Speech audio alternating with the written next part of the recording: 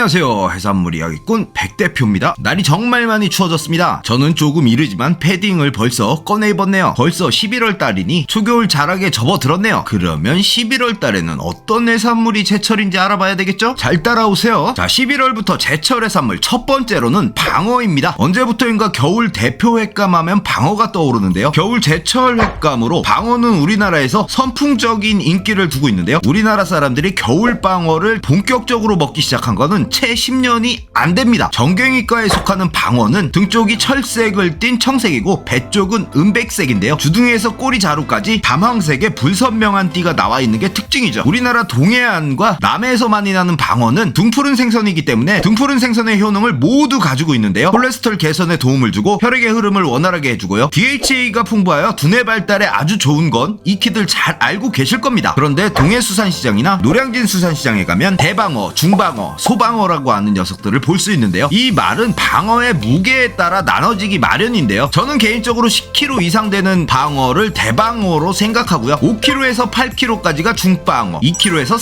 3kg급들이 소방어라고 여기고 있습니다. 다른 생선들은 너무 커지게 되면 본연의 맛을 잃기도 하는데 방어는 다른 생선들과는 다르게 크면 클수록 맛이 있는 게 특징이기도 합니다. 여기서 잠깐, 우리나라에는 여름 부시리, 겨울 방어라는 말이 있는데요. 방어와 생김새가 비슷한 녀석들이 제방어와 부시리가 있죠. 그러면 잠깐 방어, 제방어, 부시리의 구별법을 잠깐 알아보고 가겠습니다. 일단 방어와 부시리의 가장 큰 특징은 첫 번째로 꼬리입니다. 방어는 꼬리 지느러미의 홈이 넓적한 반면 부시리는 꼬리의 홈이 뾰족하고요. 부시리는 가슴 지느러미 끝단의 차이가 크고요. 그에 반면 방어는 가슴 지느러미와 배 지느러미 끝단이 거의 나란합니다. 그리고 방어와 부시리의 가장 큰 차이점은 윗 주둥이의 모양인데요. 방어는 사진과 같이 직각을 이루고 있고요. 부시리는 약간의 둥근 모양을 띠고 있습니다. 제방어는 딴 거 필요 없고요. 눈에서 등 쪽으로 뻗어있는 갈색 띠만 확인하시면 됩니다. 한 가지 추가하자면 누런 잿빛이 난다는 게 특징입니다. 자, 그럼 이제는 방어, 제방어, 부시리 확실히 구분할 수 있겠죠? 노량진 도매수산시장에서는 지금 이 시기 자연산 대방어 기준 키로당 2, 3만원에 판매되고 있는데요. 10kg짜리 대방어를 혼자 다 사기는 많이 부담스러우실 겁니다. 그럴 때는 소매점으로 가시면 1kg,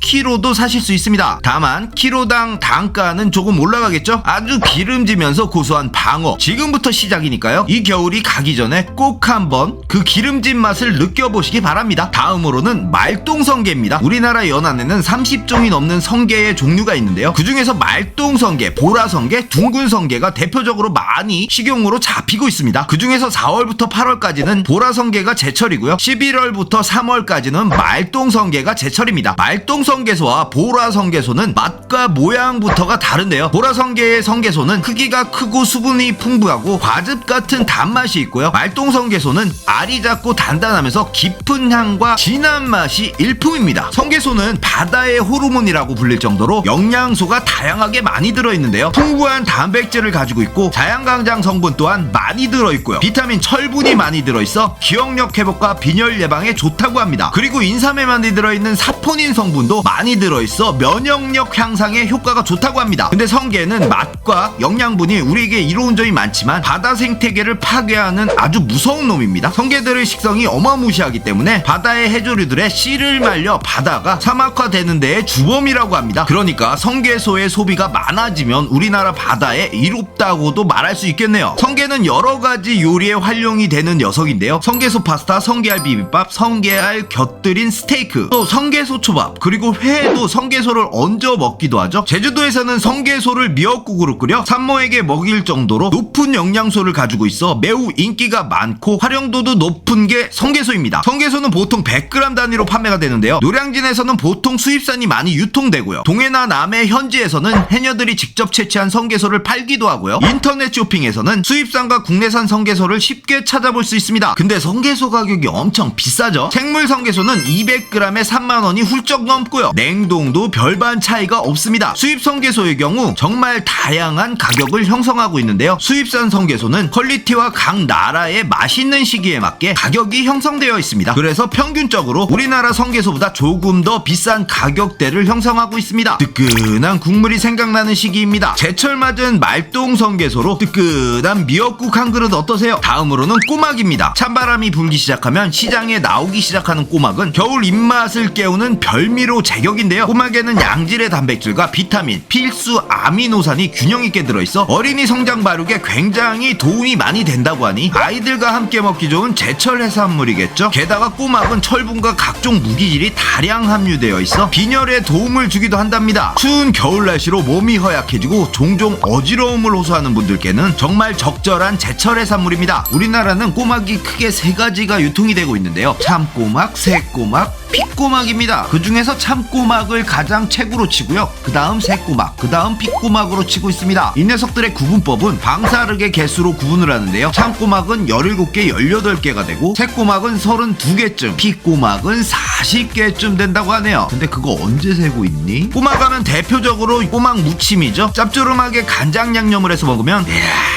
간장게장만큼 밥도둑이죠. 그리고 요새는 꼬막 비빔밥이 인기가 아주 좋더라고요. 꼬막전, 꼬막 맑은 국도 많이 드시는 요리죠. 이번 겨울은 아미노산이 풍부한 꼬막으로 잃어버린 입맛을 한번 회복해보세요. 다음으로는 낙지입니다. 낙지는 쓰러진 소도 일으켜 세운다 라는 말이 있을 정도로 스태미너에 아주 좋은 녀석입니다. 타우린이 아주 풍부하게 들어있어 기력회복에 아주 좋은 녀석이죠. 이 기력회복을 시켜주는 성분이 타우린 성분인데요. 이 타우린 성분은 간세포를 활성화시키는 역할을 해줌으로써 간 기능 회복에도 아주 좋은 성분입니다. 낙지는 지역에 따라 어디서 잡히느냐에 따라 이름도 여러 가지인데요. 세발낙지, 돌낙지, 뻘낙지, 조박낙지 등 여러 가지가 있지만 다 똑같은 낙지입니다. 다만 세발낙지나 뻘낙지의 경우 낙지의 산란기인 4월부터 7월까지 산란 뒤 부화된 어린 개체를 뜻하는데요. 다 성장하지 않았기 때문에 아주 야들야들한 식감을 가지고 있죠. 그러다 보니 전라도 지역에서는 가을부터 겨울까지 뻘낙지가 많이 잡히고 가격이 가장 저렴한 시기랍니다. 지금은 남획으로 인한 개체수 감소로 산란기에는 금어기가 만들어진 녀석이랍니다. 그러니까 너무 어린 개체는 안 잡았으면 좋겠어요. 낙지의 제철은 봄과 가을 두 번이라고 할 수 있는데요. 두 시기에 낙지의 맛의 매력이 많이 다릅니다. 가을에는 아직 다 성장을 하지 못한 낙지들이 많이 잡혀서 야들야들한 게 매력이고요. 봄에는 다 성장한 녀석들이 많이 잡히기 때문에 쫄깃탱글한 식감이 매력적인 시기입니다. 우리나라는 낙지를 정말 많은 요리의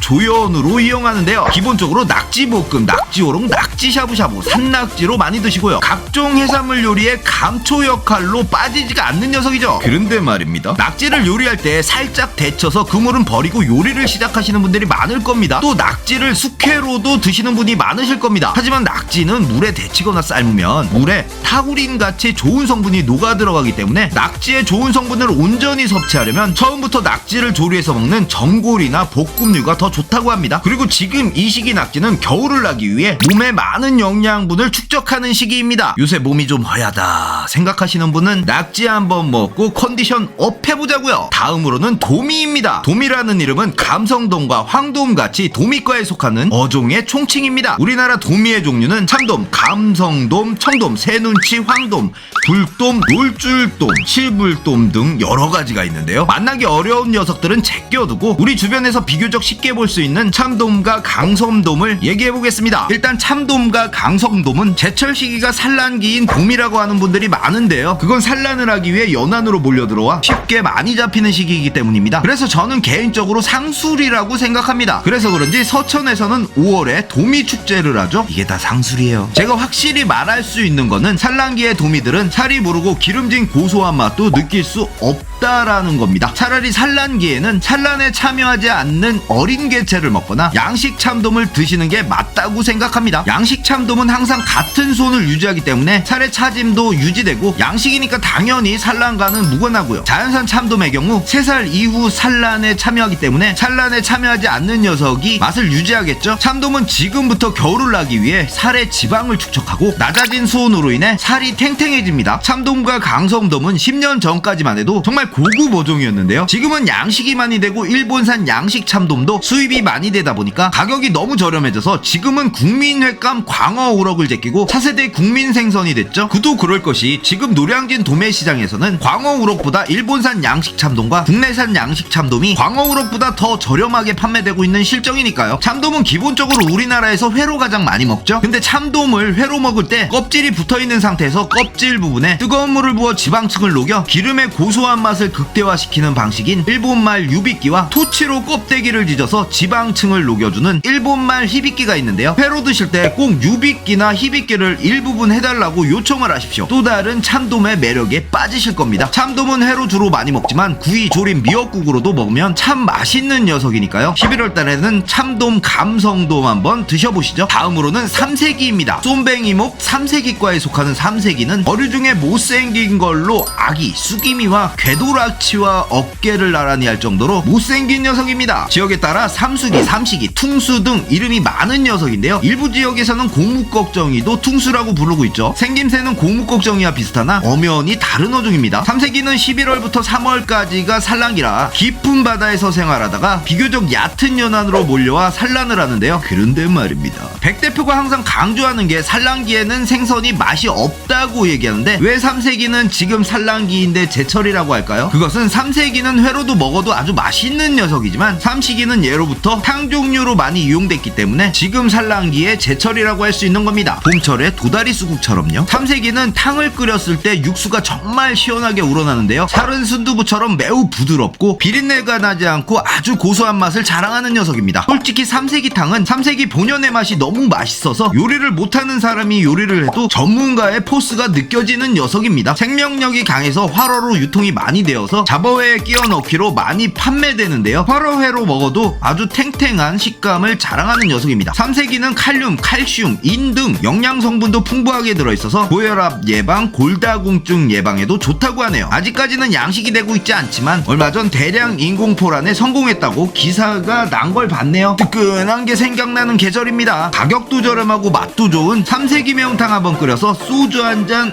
어떠세요? 다음은 가리비입니다. 쫄깃하고 달달한 식감이 일품인 가리비는 헤엄을 치는 조개로 많이 알려져 있죠. 위험을 느끼면 가리비는 두 패각을 이용해서 헤엄을 쳐서 이동을 합니다. 지금 시장이나 마트에서 유통되는 가리비는 거의 양식이라고 생각하시면 되는데요. 자연산은 현지에서 거의 소비된다고 보시면 돼요. 우리나라 가리비는 양식과 자연산을 포함해 12종이 있는데요. 양식으로는 큰 가리비, 해만 가리비, 홍가리비, 비단 가리비가 양식되고 유통되고 있습니다. 큰 가리비는 보통 참가리비라고 부르고 우리가 가장 잘 알고 있는 가리비입니다. 고성에서 양식이 되고 있지만 가격이 싸고 사이즈가 훨씬 더 큰 일본산이 더 많이 유통되고 있는 실정입니다. 그리고 해만가리비는 경남, 통영, 전라도 고성 쪽에서 양식이 많이 되고 있는데요. 감칠맛이 남달라서 구이보다는 회로 먹으면 좋은 녀석이 해만가리비입니다. 근데 아쉽게도 시장에서는 그렇게 활발히 유통되고 있지는 않아요. 우리나라 유통되는 가리비 중에서 유일하게 비단가리비 제철이 다른데요. 4월부터 제철이 시작되는 비단가리비는 여름까지 활발히 유통이 되는데요. 그러다가 9월 말 10월 초쯤 되면 홍가리비와 바톤 터치를 하고 비단가리비는 자취를 감추고 홍가리비가 시장을 장악합니다. 그래서 지금 이 시기에 시장에 유통되는 가리비는 다 홍가리비라고 보시면 돼요. 아니면 일본산 큰 가리비. 가리비는 자연산과 양식의 맛이 차이가 거의 없는 녀석입니다. 그래서 굳이 자연산을 고집하지 않아도 되는 녀석이죠. 가리비는 보통 조개구이나 찜으로 드신다고 많이 알고 계시지만 회로도 많이 소비되는 녀석입니다. 회로 먹을 때 손질도 아주 간단해서 신선한 가리비는 해산물 초보자에게도 쉽게 집에서 회로 손질이 가능한 녀석이니까요. 11월부터 제철인 가리비, 집에서 가리비회 한번 도전해보시죠. 이상 11월 제철 해산물이었습니다. 우리나라 연안에서 잡히는 해산물의 70%가 11월부터 맛이 들어가는 녀석들이 많습니다. 제가 미처 소개시켜드리지 못한 녀석들도 많고 웬만한 녀석들은 모두 맛이 있는 시기니까요. 몸에도 좋고 맛도 좋은 우리나라 토종 해산물들 많이 드시고 건강 잘 챙기시기 바랍니다. 그러면 제철 해산물은 12월 달에 다시 한번 찾아오겠습니다. 여러분들 재밌게 보셨으면 좋아요, 구독 부탁드립니다.